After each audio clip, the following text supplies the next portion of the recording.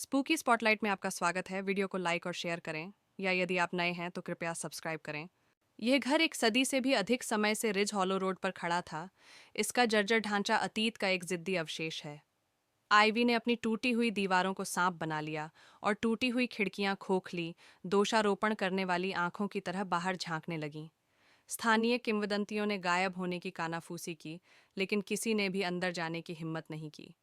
जब तक एम्मा और उसके दोस्तों ने अक्टूबर की ठंडी रात में अपने साहस का परीक्षण करने का फैसला नहीं किया, तब तक किसी ने नहीं। एम्मा समूह की संशयवादी थी। वह भूतों या श्रापों में विश्वास नहीं करती थी, और चरमराती लकड़ियों और उखड़ते पेंट के साथ वह घर भयावह से अधिक दयनीय लगता था।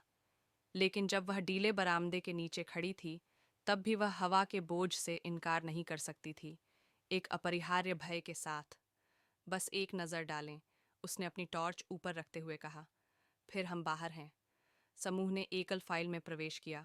उनके पैरों तले जमीन खिसक गई। अंदर हवा बासी थी, जिसमें सड़ांध की हल्की गंध थी। हर सतह पर धूल की परत चढ़ गई है, जिससे जो जगह कभी एक भव्य सीढ़ी रही होगी, वह अब विकृत और बिखर गई है। फीके वॉलपेपर दीवारों से बुरी तरह चिपके हुए थे। इसके फूलों के पैटर्न पर गहरे दाग पड़ गए थे। वह क्या है?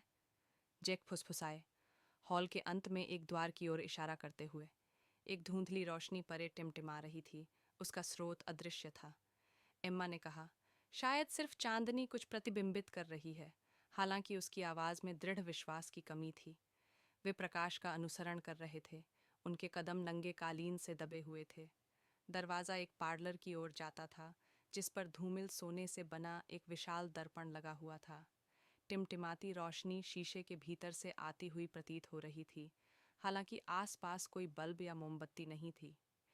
यह अजीब है, सारा ने बुदबुदाया। उसकी सांसें बेमौसम ठंडे कमरे में धुंधली हो रही थीं। यह क्यों घूम रहा है?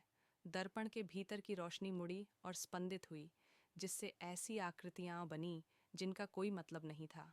परछाइयां उसकी सतह पर फैल गईं, और एक पल के लिए एम्मा को लगा कि उसने अपना प्रतिबिंब एक क्रूर मुस्कान के साथ पीछे मुड़कर देखा है, जो उसने कभी नहीं बनाई थी।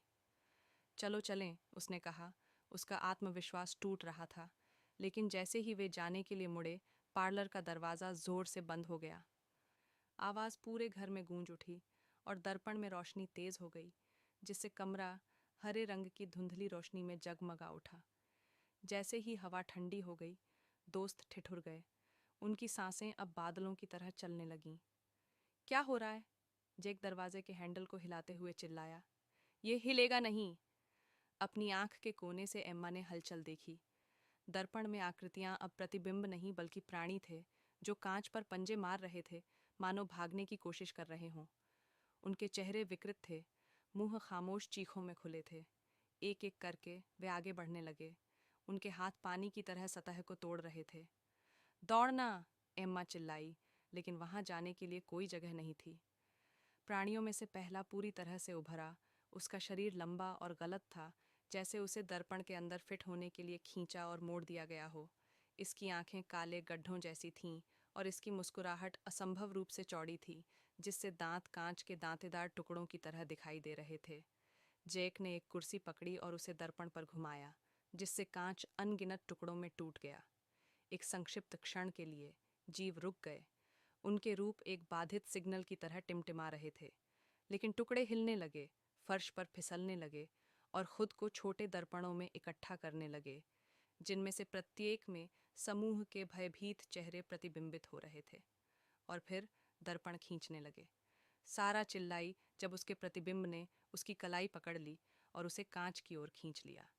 जेक ने उसे पीछे खींचने की कोशिश की, लेकिन बल बहुत मजबूत था। एक एक करके दोस्तों को दर्पणों में खींच लिया गया। उनकी चीखें फीकी पड़ गईं, क्योंकि कांच उनके पीछे बंद हो गया था। एम्मा आखिरी थी। वह लड़ी, लात मारी और पॉलिश की हुई सतह पर पंजे मारे, लेकिन कोई फायदा नहीं हुआ। जैसे ही उसे अंदर खींचा गया, उसने पार्लर की आखिरी झलक देखी। यह अब शांत था, खाली, मानो वे वहां कभी थे ही नहीं। अगली सुबह रिज हॉलो रोड पर स्थित घर हमेशा की तरह शांत और पूर्वाभास भरा खड़ा था। टूटा हुआ दर्पण फिर से पूरा हो गया। उसकी सतह ज्यों की त्यों हो गई। और यदि आप बारीकी से देखेंगे, तो आप परछाइयों को भीतर घूमते हुए देख सकते हैं। चेहरे शीशे के सामने दबे हुए हैं, उनके मुंह मौन, शाश्वत चीखों में खुले हुए हैं।